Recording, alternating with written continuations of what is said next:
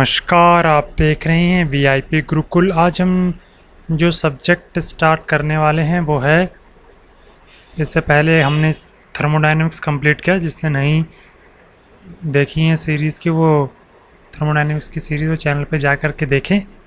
आज हम जो शुरू करने वाले हैं वो है स्ट्रेंथ ऑफ मटेरियल। वो है आपका स्ट्रेंथ ऑफ मटेरियल्स, यानी कि आपका है ये सोम। ठीक है, सबसे पहले अगर हम बात करें स्ट्रेंथ ऑफ मटेरियल की, ठीक है, तो आपको स्ट्रेंथ ऑफ मटेरियल से कब सबसे पहले इंट्रोडक्शन देखते हैं। स्ट्रेंथ ऑफ मटेरियल्स में हम क्या पढ़ते हैं और किस तरीके से होता है।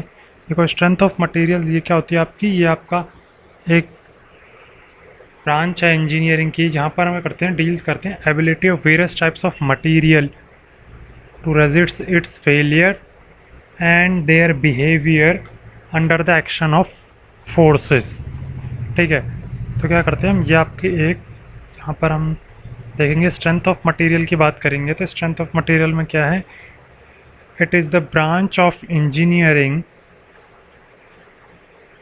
इसको आप कह सकते हैं कि यह आपकी it is a branch of engineering, ठीक है, which deals with the ability of various types of which deals with the ability of various types of failure, various types of material to resist failure, various types of material to resist failure and their behavior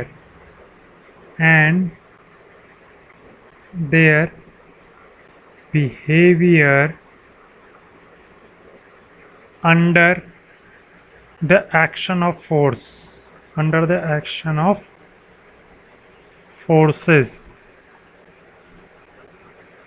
ठीक है, strength of material में क्या हम जो पढ़ते हैं वो आपका है, हम क्या देखते हैं, ability of a various materials to resist the failure, और उनका बिहेवियर देते हैं under the action of forces. ठीक है, मतलब हम क्या कर देखते हैं, मटेरियल की प्रॉपर्टीज़ को पढ़ते हैं कि वो कैसे रेजिस्ट करते हैं फेलियर को, और उनके behaviour under the action of forces. तो ये आपका क्या हुआ, सोम में हम इसके बारे में पढ़ेंगे। अब हम आते हैं इसके टॉपिक्स पर, इसके कौन कौन से टॉपिक्स हैं। ठीक है, एक एक करके हम सभी टॉपिक्स को स्टडी करेंगे, उसके बाद हम न्यूमेरिकल्स पे आएंगे। सबसे पहला टॉपिक है आपका, जो नॉर्मली जिससे स्टार्ट होता है, वो आपका स्ट्रेस। ठीक है, स्ट्रेस क्या होता है, स्ट्रेस आपका होता है, अगर हम बात करें, स्ट्रेस होता है इंटरनल रेजिस्टेंस पर यूनिट एरिया। ठीक है, इंटरनल रेजिस्टेंस पर यूनिट एरिया। ठीक है, अब देखो स्ट्रेस लगता कैसे, जब हम किसी चीज़ पर एक्सटर्नल फोर्स लगाते हैं किसी बॉडी पर, तो इंटरनल अपोजिशन उसके अंदर होती है।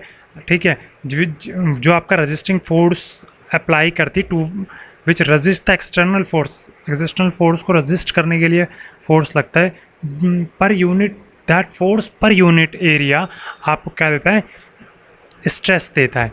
ठीक है, तो हम इसके लिए लिखेंगे stress is a resisting force per unit area. Stress क्या होता है आपका, resisting force per unit area of cross section. ठीक है, एरिया भी कौन सा, क्रॉस सेक्शन का, तो एरिया ऑफ क्रॉस सेक्शन, तो इसको हम लिख सकते हैं force per unit area. Stress is denoted by sigma. ठीक है, तो इसे आप स्ट्रेस कहेंगे। अगर हम यूनिट की बात करें स्ट्रेस की, ऐसा यूनिट की बात करें अगर हम, ठीक है, तो वो आपकी होती है, फोर्स की यूनिट क्या होता है, न्यूटन पर मीटर, एरिया का यूनिट मीटर स्क्वायर, न्यूटन पर मीटर स्क्वायर को हम बोलते हैं क्या, पास्कल। ठीक है, वो आपकी होगी क्या, पास्कल। इसके बाद अगर हम बिगर इस यूनिट्स की बात करें तो वहाँ पर आएगा आपका मेगा पास्कल। ठीक है, हम मेगा पास्कल को बोलते हैं MPa, यानी कि 1 मेगा पास्कल में आपका होता है 1 × 10⁶ न्यूटन पर मीटर स्क्वायर। ठीक है, इज इक्वल टू 1 न्यूटन पर mm²। ये आपको याद रखना है, 1 न्यूटन पर mm² 1 मेगा पास्कल के इक्वल होता है। ठीक है, तो 1 मेगा पास्कल के इक्वल क्या होता है आपका, 1 न्यूटन पर mm²। और इससे बिगर यूनिट में एक और आता है 1, इसको बोलते हैं गीगा पास्कल। गीगा पास्कल आपका होता है 1 × 10⁹ न्यूटन पर मीटर स्क्वायर। और इसको हम बोलते हैं 1, यहाँ पे किलो न्यूटन की जगह पर अगर मैं किलो न्यूटन कर दूँ पर mm²।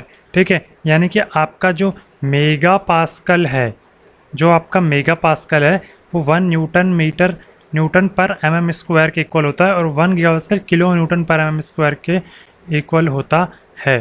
ठीक है, और ऐसा यूनिट क्या होती है, ऐसा यूनिट होती है न्यूटन पर मीटर स्क्वायर और पास्कल। ठीक है, इसके बाद हम आते हैं अगली चीज़ पर, जो कि है आपका स्ट्रेन। ठीक है, स्ट्रेन की बात करें तो स्ट्रेन सेकंड थिंग जो हम पढ़ने वाले हैं वो इसमें क्या है, स्ट्रेन। अब हम स्ट्रेन की बात करें, स्ट्रेन क्या होता है, तो स्ट्रेन आपका क्या होता है, it when the system of forces acting on a body, अगर कोई सिस्टम पर फोर्स एक्ट कर रहा है तो इट अंडरगोज सम डिफॉर्मेशन, उसमें क्या हो, कुछ डिफॉर्मेशंस होंगी। ठीक है, वही deformation per unit length is known as unit strain और सिंपली स्ट्रेन। ठीक है, the deformation per unit length क्या बोलते हैं, स्ट्रेन कहते हैं। ठीक है, तो अगर मैं आपको स्ट्रेन समझाऊं तो यहाँ पर स्ट्रेन को इस तरीके से बोलते हैं कि सिंपल उसमें बोलें तो the deformation per unit length, deformation per unit length, deformation per unit length is known as unit strain और सिंपली स्ट्रेन। ठीक है, सिंपली स्ट्रेन इसी को कहते हैं। ठीक है, अब स्ट्रेन का फॉर्मूला क्या होता है, स्ट्रेन का आपका फॉर्मूला होता है, स्ट्रेन को मैं डिनोट करते हैं किस चीज़ से, ठीक है, स्ट्रेन को ऐसे डिनोट करते हैं, और ये होता है आपका चेंज इन लेंथ अपॉन में ओरिजिनल लेंथ। ठीक है, आपका क्या होता है ये, इसको मैं आगे लिख देता हूँ, ये होता है आपका चेंज इन लेंथ अपॉन में ओरिजिनल लेंथ, या चेंज इन डायमेंशन अपॉन में ओरिजिनल डायमेंशन। अब देखो ये तो आपका फॉर्मूला हुआ स्ट्रेन। तो स्ट्रेन होता क्या, अगर हम इसको सिंपल तरीके से समझें तो ये आपका एक बार है। ठीक है, इस बार पे हमने क्या किया, इस बार पर हमने एक्सटर्नल फोर्स अप्लाई किया, P इस डायरेक्शन में, P इस डायरेक्शन में। तो कुछ टाइम के बाद क्या हुआ, यही बार आपकी एक्सटेंड हो गई। ठीक है, ऐसे एक्सटेंड हो गई, और अब जो आपका ये P फोर्स था वो इस पे, अभी भी वो इस पे अप्लाई हो रहा है। ठीक है, तो ये आपकी क्या है, ये आपकी है ओरिजिनल लेंथ, और ये आपकी क्या है, चेंज इन लेंथ।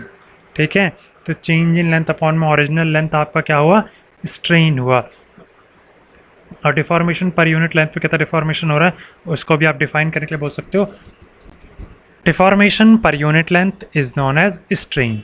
अब स्ट्रेन के टाइप्स होते हैं, सबसे पहले हम, और स्ट्रेन का भी टाइप्स होते हैं, तो हम उनके बारे में कुछ देख लेते हैं। सबसे पहले होता है आपका, देखो जो फोर्स होता है ना, जो आपका लोड होता है, लोड आपके दो तरीके के होते हैं। अगर मैं बात करूं यहाँ पर लोड की, तो लोड आपके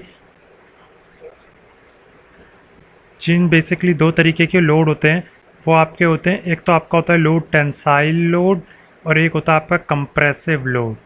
ठीक है, टेंसाइल लोड का कौन सा होता है, टेंसाइल लोड होता है आपका जब आपका toward away from the cross section होता है। अगर मैं यहाँ से आपको बोलूँ ना कि टेंसाइल लोड कौन सा होता है? टेंसाइल लोड होता है ये आपका बार है, तो जो लोड आपका away from the cross section लगेगा ये टेंसाइल है। इसी तरीके से मैं कंप्रेसिव लोड की बात करूं तो कंप्रेशन को क्या होता है? कंप्रेशन होता है आपका टुवर्ड्स द क्रॉस सेक्शन, ठीक है, towards the compression cross section क्या होता है? कंप्रेशन होता है। अब हम बात करते हैं इसके बाद किस किस टर्म की? अब हम बात करेंगे, ये तो मैंने आपको टेंसाइल और कंप्रेशन बताया, अब हम बात करेंगे टेंसाइल स्ट्रेस और कंप्रेसिव स्ट्रेस की, ठीक है। अब हम ये बात करने वाले टेंसाइल और कंप्रेसिव स्ट्रेस की। तो अगर बॉडी में टू इक्वल और अपोजिट एक्सियल पुल लगे तो इसका मतलब क्या है कि बॉडी की लेंथ एक्सटेंड होगी, तो उससे जो स्ट्रेस और स्ट्रेन इंड्यूस होगा वो टेंसाइल स्ट्रेस और टेंसाइल स्ट्रेन होता है, ठीक है। तो अगर हम बात करें टेंसाइल स्ट्रेस की बात करेंगे तो यहाँ पर क्या आएगा? Stress produce due to tensile load, stress produce due to tensile load, ठीक है। इसी तरीके से आपका कंप्रेसिव क्या हो जाएगा? कंप्रेसिव स्ट्रेस आपका हो जाएगा stress produce due to compressive load. और आपको बताया स्ट्रेस क्या होता है? स्ट्रेस होता है इंटरनल रेजिस्टेंस मतलब अगर आप फोर्स को जो रजिस्ट कर रहा है, इंटरनल रेजिस्टेंस जो है वो पर यूनिट एरिया, वो आपका स्ट्रेस होता है। तो ये आपके दो तरीके के स्ट्रेसेस हुए। इसके बाद और भी स्ट्रेस होते हैं, इसके बाद शेयर स्ट्रेस होता है, उसके बारे में भी हम देखेंगे। उससे पहले हम देखते हैं इसी चीज़ में आता है यंग मॉडुलस। अभी हम बेसिक चीज़ें देख रहे हैं। इसके बाद आता है आपका यंग्स मॉडुलस और उसको एक और नाम से जानते हैं, उसका नाम है और मॉडुलस ऑफ इलास्टिसिटी।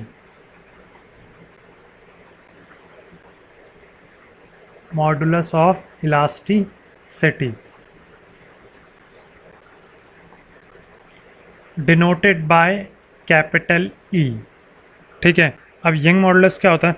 अगर हम बात सबसे यंग मॉडुलस जानने के लिए सबसे पहले आपको पता होना चाहिए हुक्स लॉ।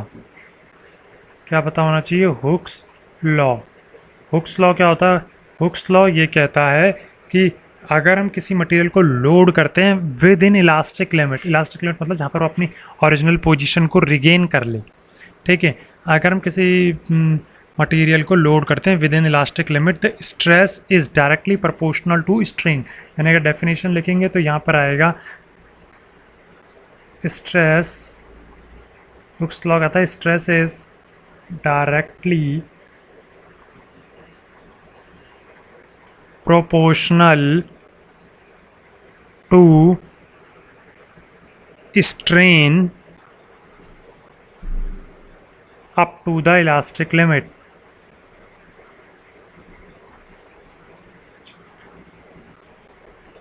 ठीक है। अब हुक्स लॉ कहता है आपका stress is directly proportional to strain up to the elastic limit.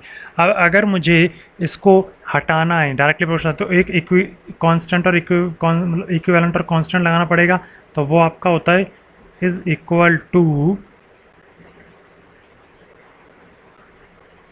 Strain. यानी कि आपका जो यंग मॉडुलस ऑफ इलास्टिसिटी होती है वो आपका रेशो होता है किस चीज़ का? Stress upon strain. और इसके फॉर्मूले को अगर हम देखें तो आप उसको इस तरीके से याद रख सकते हो। यंग मॉडुलस का फॉर्मूला आपका होता है E is equal to stress upon में स्ट्रेन। अभी पीछे पड़ा, स्ट्रेस को क्या लिख सकते हैं? Load upon area. स्ट्रेन क्या लिख सकते हैं? Change in length upon original length. इसको अगर हम लिखें तो क्या लिख सकते हैं? P by A L into del L। ठीक है, तो ये एक तरह का फार्मूला हो सकता है। अब यहाँ पर ई जो है वो कांस्टेंट ऑफ प्रोपोर्शनैलिटी है, जिसको हम यंग मॉडुलस कहते हैं। ठीक है, अब हम इसके बाद आते हैं शियर स्ट्रेन और शियर स्ट्रेस क्या होता है। ठीक है, अभी तक जो हमने स्ट्रेस पढ़ा, दो तरीके के स्ट्रेस पढ़े। एक तो हमने पढ़ा टेंसाइल। ठीक है, मैं एक बार फिर से बता देता हूँ। अगर आपके पास एक बार है और आप उसको इस तरीके से एक्ट कर रहे हैं, लोड लगा रहे हैं, और इसकी वजह से यहाँ पर क्या होगा, अगर हम इसको इस पार्ट को तोड़ के देखेंगे तो आप देख सकते हो कि यहाँ पर क्या होगा, ये आपका क्या करेगा, इस पार्ट को ना उधर जाने से हो गया तो रजिस्ट करेगा। ठीक है, तो ये आपका P, फिर ये वही P इधर रजिस्ट कर रहा होगा, फिर वही देखेंगे हम तो यहाँ ये इंटरनल रजिस्टेंस है। तो ये जो आपका है ना, ये वाला, ये जो है ये इंटरनल रजिस्टेंस है, ये बॉडी के अंदर लग रहा है, जो मैंने आपको बॉडी ब्रेक करके दिखाई। तो ये वाला स्ट्रेस कौन सा है, टेंसाइल स्ट्रेस। ठीक है, ये स्ट्रेस जो इसके अंदर लग रहा है, ये कौन सा स्ट्रेस है, इसकी बात करूं तो ये है आपका टेंसाइल स्ट्रेस। ठीक है, इस बॉडी को रजिस्ट करेगा। अब सिमिलरली मैं बात करता हूँ, लेट अस सपोज हमारे पास एक बार है, अब हम इस पर फोर्स लगा रहे हैं ना, एक इधर से लगा रहे हैं, एक इधर से लगा रहे हैं। अब हम कर रहे हैं इसको कंप्रेस कर रहे हैं, दोनों तरफ से पिचका रहे हैं। अब हम इसको पिचकाएंगे ना, तो यहाँ देखो, यहाँ पर क्या होगा, इस पार्ट को, अब मैं इस पार्ट को नीचे बना रहा हूँ, तो आप देखेंगे कि ये पार्ट के अंदर ना रजिस्ट, अगर मान लो ये रजिस्ट ना करता हूँ तो ये पिचक जाता, पूरा फ्लैट हो जाता। फ्लैट क्यों नहीं हो पा रहा है, क्योंकि इसके अंदर आपका क्या है, यहाँ पर एक फोर्स है जो रजिस्ट कर रहा है, इसी रजिस्टिंग फोर्स पर को स्ट्रेस कहते हैं। ठीक है, सिमिलरली इस तरफ भी एक होगा जो रजिस्ट कर रहा होगा। ठीक है, तभी तो ये रिटेन कर पा रहा है। तो उसके बाद आप इधर से बनाएंगे तो ऐसे। ठीक है, तो ये वाला जो है ना, ये वाला जो आपका क्या है, resisting force per unit area है, इसको ही बोलते हैं हम क्या, कंप्रेसिव क्या, स्ट्रेस। ठीक है, अब आ गया आपका तीसरा, ये तो टेंसाइल हो गया, ये कंप्रेसिव हो गया। इसके बाद टेंसाइल और कंप्रेसिव के, इसके बाद जो आपका आता है शियर। बेसिकली हम पढ़ने यहीं पर यही जानना चाह रहे थे। अब आप इनको देखिए, है आपका शियर स्ट्रेस क्या होता है, फिर हम शियर स्ट्रेन को भी जानेंगे। सबसे पहले शियर स्ट्रेस को देख लेते हैं। अब आप अंतर देखिए, यह आपका एक ब्लॉक है। अभी तक जो हम फोर्स लगा रहे थे वो क्या था, क्रॉस सेक्शन के परपेंडिकुलर थे। वो क्रॉस सेक्शन क्या है यहाँ पर, अभी तक जो हम फोर्स लगा रहे थे वो क्रॉस सेक्शन के परपेंडिकुलर लगा रहे थे। ये क्रॉस सेक्शन के परपेंडिकुलर फोर्स लग रहा है, यहाँ भी एक क्रॉस सेक्शन है इसके परपेंडिकुलर फोर्स लग रहा है। अब हम जो फोर्स लगाएंगे वो क्रॉस सेक्शन के, ये क्रॉस सेक्शन है ऊपर वाला, ठीक है, इसके क्या लगाएंगे, पैरेलल लगाएंगे। ठीक है, क्रॉस सेक्शन के पैरेलल फोर्स लगाएंगे। अगर क्रॉस सेक्शन के पैरेलल फोर्स लगाएंगे तो शियर स्ट्रेस किस वजह से लगता है, यहाँ पर आपका force act parallel to the cross section. यहाँ पर क्या था आपका इन दोनों केसेस में, force acts perpendicular to the cross section. ठीक है, यहाँ पर आप कैसे लगाओगे, parallel to the cross section. इसके बाद आपका यहाँ पर डिफॉर्मेशन होगा, और डिफॉर्मेशन आपका किस तरीके से होगा, डिफॉर्मेशन आपका इस तरीके से होगा।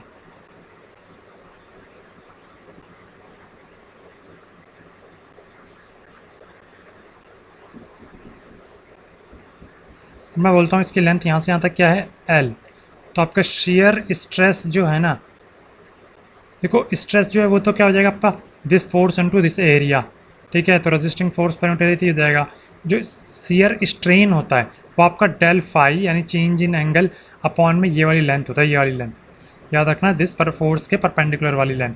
ठीक है, तो जो आपका शेयर स्ट्रेन होता है ना, शेयर स्ट्रेन वो आपका होता है दिस एंगल अपॉन में लेंथ। सॉरी एक गड़बड़ है यहाँ पर, ये तो आपका स्ट्रेन का एंगल होता है, ये स्ट्रेन है, होता आपका ये है, ये आपका चेंज इन डिफॉर्मेशन कितना हुआ, डिफॉर्मेशन ये हुआ डेल एल। तो this del L by L ये आपका होता है शेयर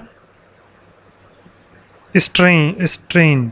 ठीक है, तो यहाँ पर हमने देखा शेयर स्ट्रेस क्या होता है और शेयर स्ट्रेन क्या होता है।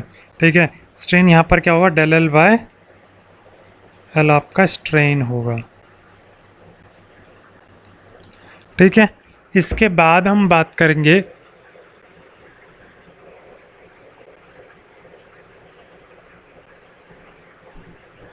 एक टर्म आती है शेयर मॉडुलस और मॉडुलस ऑफ रिजिडिटी की। ठीक है, तो उसको देखते हैं। यहाँ पर एक टर्म आती है जिसका नाम है शेयर मॉडुलस। ठीक है, और इसका और क्या बोल सकते हैं, मॉडुलस ऑफ रिजिडिटी।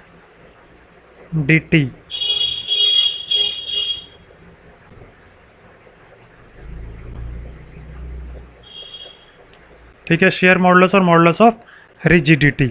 अब आप देखिए, इट इज़ फाउंड एक्सपेरिमेंटली। अब ये भी एक्सपेरिमेंटली की तरह से, सर वो जो ई की वैल्यू थी वैसे वो आपकी क्या थी, वो आपकी टेंसाइल स्ट्रेस और कंप्रेसिव स्ट्रेस के लिए थी। यहाँ पर आपका जो शेयर मॉडुलस है ये आपका है डिनोटेड बाय कैपिटल जी, और ये आपका इसका जिस उसी तरीके से within the elastic limit shear stress.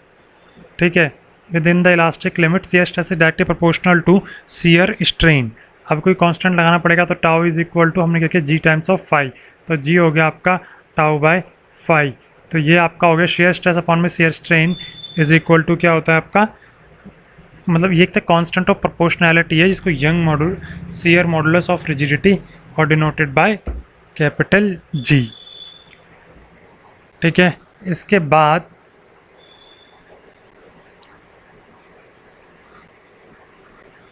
अगला टॉपिक है आपका stress a bar due to its own weight. ठीक है, यानी किसी बार में उसके खुद के वेट की वजह से कितना स्ट्रेस जनरेट होगा। वेट की वजह से मतलब हम उसमें कोई फोर्स अप्लाई कर रहे हैं। ठीक है, तो इसके देखते हैं। Stress in a bar due to it's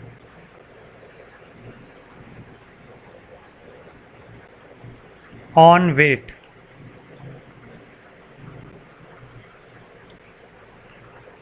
अब आप देखिए यहाँ पर क्या है, एक बार है। ठीक है, जिसको हमने क्या किया है, इस तरीके से हैंग कर रखा है। अरे अब देखो, टी इसका डायामीटर है। ठीक है, through out the length cross section क्या है, कांस्टेंट। है, हम अजम्पशन मान के चलते हैं। हमने क्या किया, हमें क्या निकालना है, हमें निकालना है चेंज इन लेंथ, यानी हमें स्ट्रेस निकालना है और हमें इसके चेंज इन लेंथ निकालना है। हमने एक एरिया लिया, area of cross section D x, इसकी थिकनेस डी एक्स है जो कि एक एंड से एक्स डिस्टेंस दूरी पर है। ठीक है, बार की लेंथ जो है आपकी, वो आपकी है एल। एल आपकी बार की लेंथ है। अब आ जाते हैं यहाँ पर, लेंथ है एल, डाया है डी। ठीक है, अब हमें stress at any section in a bar. अब देखो, किसी भी section of the bar direct due to its own weight, अपने वेट के कारण कहीं पे बार पे जो होगा वेट होगा, वो क्या होगा, वो directly proportional to the distance from the free end होगा। ठीक है, और ये बात बिल्कुल सही भी है, क्योंकि जैसे जैसे एक्स बढ़ता जाएगा वैसे वैसे वेट बढ़ता जाएगा। ऊपर हो जाते रहेंगे आप, एक्स बढ़ता जा रहा है और बार का वेट भी बढ़ता जा रहा है। ठीक है, तो हमने एक टर्म को अज्यूम किया डब्ल्यू, जिसका नाम था weight per unit volume of the bar. इसका नाम क्या है, छोटा डब्ल्यू का नाम है wait per unit volume of बार। ठीक है, अब मैं बोलता हूँ यहाँ पर कितना है, पर यूनिट वॉल्यूम है। ठीक है, यानी वॉल्यूम नीचे वेट पर यूनिट वॉल्यूम है। अगर मैं इसको बोलूँ यूनिट वॉल्यूम यहाँ है, तो जैसे जैसे लेंथ बढ़ता जाएगा वैसे वैसे वॉल्यूम बढ़ता जाएगा।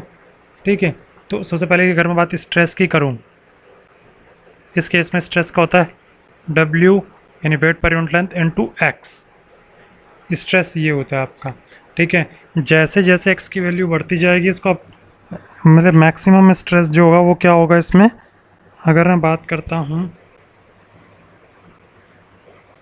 मैक्सिमम स्ट्रेस की, तो वो इसमें होगा ये। ठीक है, और इसके बाद अगर मैं बात करूँ किसकी,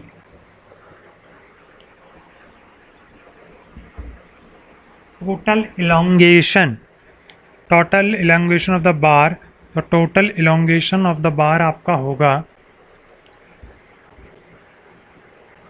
del L is equal to WL² upon 2E। ठीक है, total elongation of the bar आपका ये होगा। ये आपको दोनों चीज़ें, ये चीज़ें आपको एज इट इज़ फार्मूले की तरह याद रखनी है।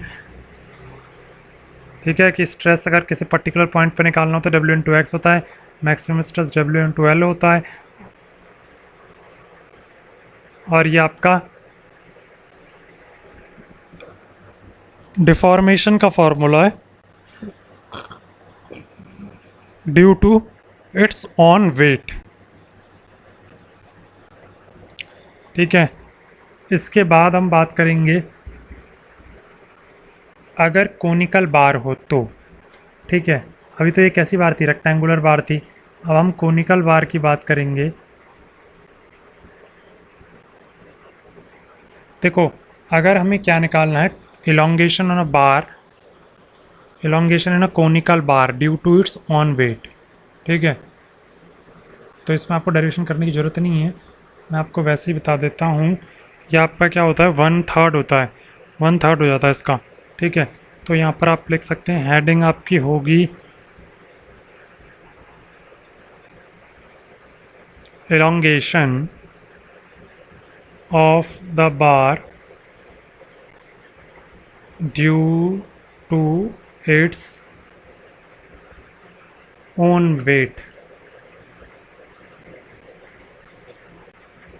ठीक है, इसको याद करने का तरीका है, ये कोनिकल बार के लिए है।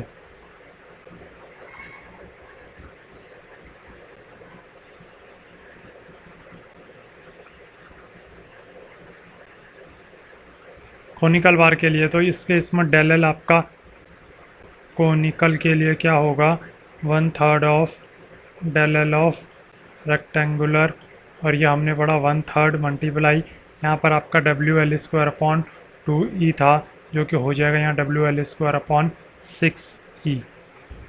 ठीक है, ये डेल एल का फॉर्मूला हुआ किसके लिए, कोनिकल के लिए।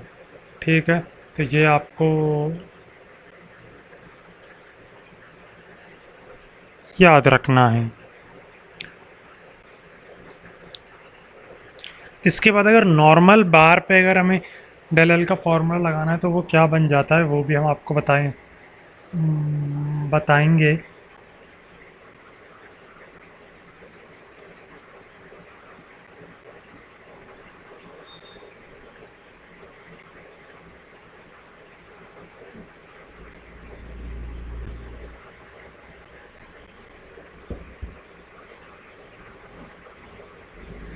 elongation due to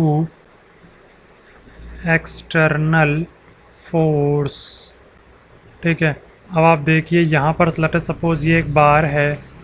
ठीक है, इस पे हमने क्या किया, P फोर्स लगाया, P फोर्स इधर से लगाया, P फोर्स इधर से लगाया, दोनों जगह से इसको क्या किया हमने, एक्सटेंड किया।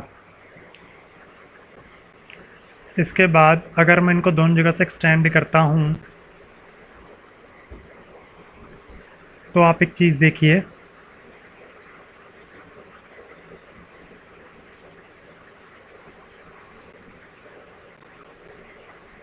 हमें क्या निकालना है, इलॉन्गेशन निकालना है, del L.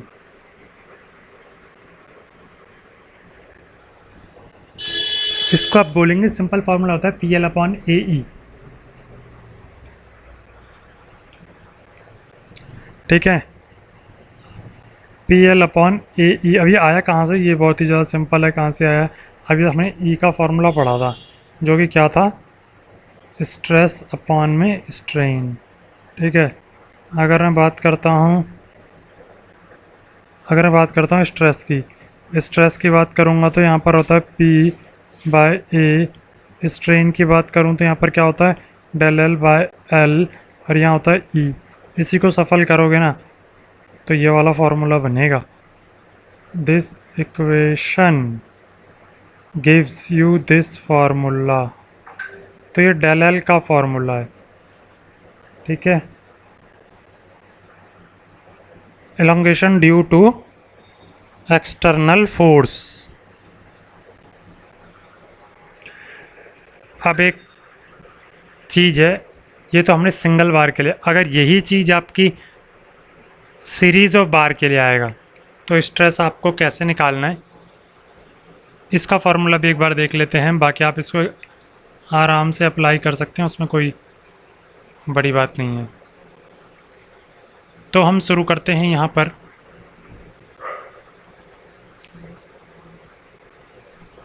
Stress in bars of varying cross section, varying sections. अब देखो यहाँ पर क्या होता है, आपको बस कुछ नहीं, जो चीज़ें अलग होंगी वो अलग होंगी, जो एक जैसी होंगी उनको एक जैसा लिखना है, बाकी बिल्कुल सेम तरीका होता है। अलग का मतलब देखो, एक मटेरियल होगा तो ई की वैल्यू सेम होगी, मटेरियल चेंज तो ई की वैल्यू चेंज। अगर स्टेप अप बार स्टेप डाउन बार्स होंगी तो area of cross section change हो जाएंगे।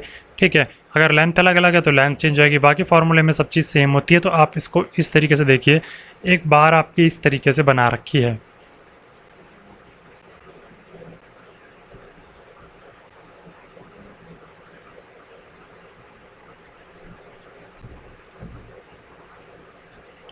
ठीक है, इस पर आपका P फोर्स अप्लाई हो रहा है, ये स्टेप बार है, इस पर आपका P फोर्स अप्लाई हो रहा है इधर से। ठीक है, इस पर आपका P फोर्स अप्लाई हो रहा है इधर से। ठीक है, इसका एरिया आप यहाँ से देख सकते हैं क्या होगा, A1। इसका एरिया आप यहाँ से देख सकते हैं क्या होगा, A2। और इसका एरिया आप यहाँ से देख सकते हैं क्या होगा, A3। मान लिया मैंने, इसकी लेंथ को L1 मान लेता हूँ, इसकी L2 मान लेता हूँ, इसकी L3 मान लेता हूँ, लेंथ भी अलग अलग मान ली। ठीक है, अब इसमें आपको इलोंगेशन निकालना है। ठीक है, तो आप देखिए, अभी हमने डेल L का फॉर्मूला क्या लिखा था, PL/A। तो हमें सिंपल करना है यही, total change in length is equal to change in length of 1 plus change in length of 2 plus change in length of 3, that is P। अब क्योंकि एंड्स पे फोर्स लग रहा है, अगर बीच में लगा रहा होता तो P आपके अलग होते, क्योंकि एंड्स में फोर्स लग रहा है तो P सब में सेम होगा। ठीक है, क्योंकि आप फ्री बॉडी डायग्राम के लिए कट करोगे तो सेम सेम फोर्स आएंगे, इसीलिए P जो है आपका वो सब में सेम है। तो P, ठीक है, यहाँ लिख सकता हूँ मैं क्या, L1 अपॉन A1। मैं बोलता हूँ मटेरियल भी सेम है तो सबका मटेरियल सेम है, तो E सब में सेम रहेगा। यहाँ P L2 upon A2E plus यहाँ P L3 अपॉन A3E। ठीक है, इसको करेंगे तो P और E कॉमन ले लेंगे, L1 upon A1 plus L2 upon A2 plus L3 upon A3। तो आप देख रहे होंगे कि इस तरीके से हम सॉल्व कर सकते हैं। वो अलग बात है, मान लो यहाँ पर एरिया भी सेम होता है, यहाँ A कॉमन आया था, ठीक है, लेंथ भी सेम होते हैं, लेंथ कॉमन आ जाती है, वो उतने टाइम प्लस होकर मल्टीप्लाई हो जाता। तो इस तरीके से आप stress in a bar in various sections को सॉल्व कर सकते हैं। ठीक है, देखिए जो भी चीज़ें होंगी उनकी डेरिवेशंस पर हमने ज़्यादा नहीं जाएंगे, क्योंकि 1 मार्क में आपको डेरिवेशंस नहीं पूछी जाएंगी। इसके बाद अगर आते हैं हम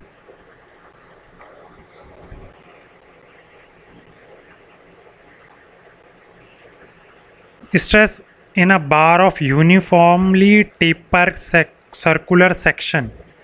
अब देखो क्या है, अब हमें क्या निकालना है, अभी भी हम किस पे हैं, एलोंगेशन निकालनी है हमें, यूनिफॉर्मली टेपर सर्कुलर सेक्शन। ठीक है, तो आइए देखिए,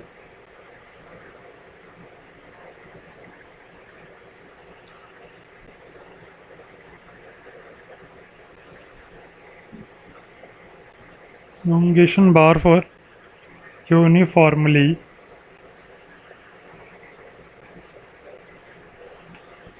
tapering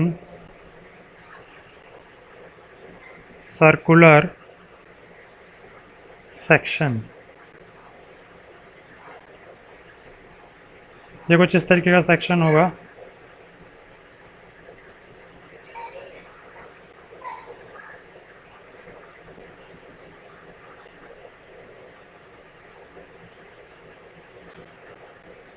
ये आपको दिख रहा है टेपर सर्कुलर सेक्शन है। इस पे आप अगर फोर्स की बात करूं, ठीक है, तो फोर्स आपका एक तो यहाँ लग रहा है पी फोर्स, ठीक है। इसका मैं डाया की बात करूं तो इसका डाया आपका D1 है और इस वाले का डाया D2 है। लेंथ की बात करूं तो इसकी लेंथ आपकी क्या है, L है। इसको अगर हम सॉल्व करते हैं तो del L is equal to 4PL upon pi E D1 D2 आ जाएगा।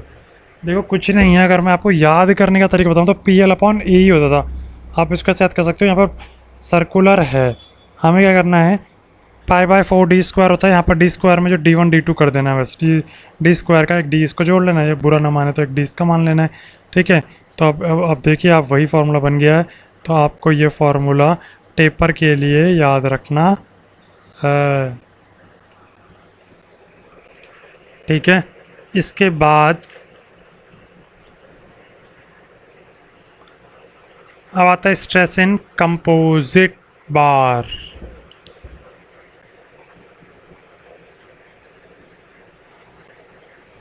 अगर हम स्ट्रेस इन कंपोजिट्स बार को देखें,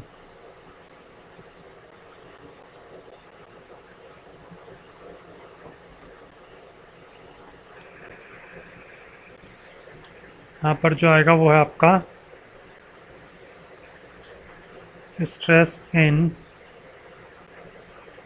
कंपोजिट बार।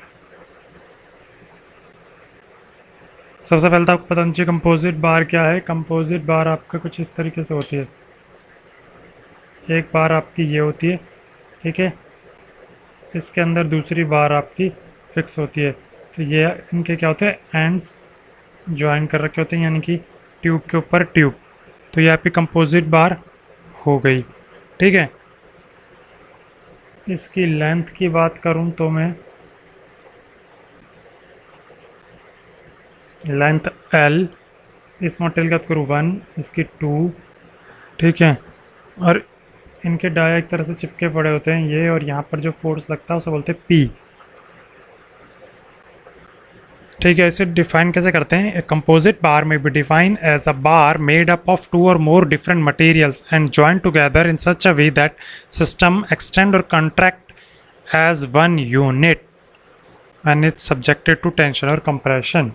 यानी कि दो मटेरियल से जुड़ करके एक बार बनी है जो इस तरह से जॉइंट है कि अगर वो एक्सपैंड हो या कॉन्ट्रैक्ट हो वो एक ही यूनिट रहेगी, और चाहे उसमें एक्सटेंशन या कंप्रेशन फोर्स लगे तो उसको क्या बोलते हैं, हम कंपोजिट बार बोलते हैं। ठीक है, अब कंपोजिट बार की बात करें, सबसे पहले हम इसमें निकालते हैं, अगर हमें P1 लोड निकालना हो। P1 क्या है, लोड शेयर बाय 1। ठीक है, P1 क्या है आपका, लोड शेयर बाय 1। ठीक है, P2 क्या है आपका, लोड शेयर बाय 2। ठीक है, तो अगर मुझे P1 निकालना हो तो फार्मूला क्या कहेगा, फार्मूला कहेगा टोटल जितना लग रहा है इनटू में A1 E1, ओके, 1 का निकालना अपॉन में दोनों A1 E1 plus A2 E2। ठीक है, सिमिलरली अगर आपको लोड 2 का निकालना है तो P2 के लिए फार्मूला ये कहता है कि पूरा जितना फोर्स लग रहा है मल्टीप्लाई A2 E2 अपॉन में A1 E1 plus A2 E2। ठीक है, ये दोनों आपके लोड शेयर निकालते हैं तो आपको ये दोनों फार्मूले, मतलब एक फार्मूला याद रखना, उससे तो आपको अपना आप ही याद हो जाएगा, ये होता है। ठीक है, अब अगर एलोंगेशन निकालनी हो, एलोंगेशन निकालने के लिए आपको कंपैटिबिलिटी इक्वेशन की ज़रूरत होती है। कंपैटिबिलिटी इक्वेशन मतलब एक इक्वेशन जिससे आप निकाल सको। तो हमने कंपोजिट बार देखा कि एक ही यूनिट की तरह बिहेव करता है, चाहे इसमें पुल करो चाहे पुश करो। एक यूनिट मतलब अगर एक्सटेंड होगा तो पूरा होगा और कॉन्ट्रैक्ट होगा तो पूरा ही होगा, यानी कि del L1 is equal to del L2 लिख सकता हूँ मैं। ठीक है, तो इसी तरीके से अगर मैं लिखता हूँ तो ये एक आपका, मतलब ये एक इक्वेशन है, इसको अगर मैं लिखता हूँ तो देखो, इसको फर्दर ऐसे सॉल्व करते हैं हम। Del L1 is equal to del L2, अभी हमने पढ़ा क्या, PL, इसको लिख सकता हूँ A1E1 P2L, इसको लिख सकता हूँ A2E2। अब आप एक चीज़ देखिए, मैंने यहाँ पर लेंथ से लेंथ काट सकता हूँ कि लेंथ सेम रहती है हमेशा, मतलब शुरुआत की लेंथ दोनों की सेम थी, एरिया दोनों का अलग अलग था, क्योंकि मटेरियल अलग है तो ई भी अलग होगा और पी फोर्स तो अलग अलग शेयर करेंगे। अब देखिए, यहाँ से आप एक चीज़ निकाल सकते हैं, P1/A1 और P2 इस टर्म को और इस टर्म को मैं क्या लिख सकता हूँ, σ1/E1 is equal to σ2/E2। ठीक है, और इसको मैं इस तरीके से लिख सकता हूँ। अब आपको यहाँ इक्वेशंस में ना एक चीज़ गिवन होगी और आपको दूसरी चीज़ निकालनी होगी।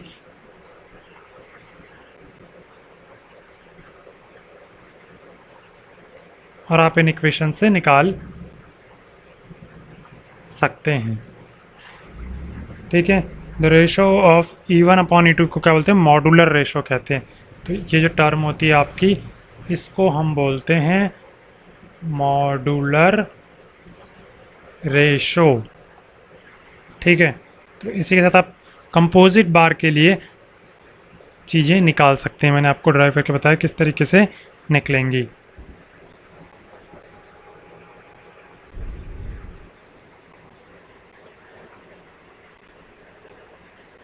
ठीक है, तो इसी के साथ आज की वीडियो के लिए इतना ही।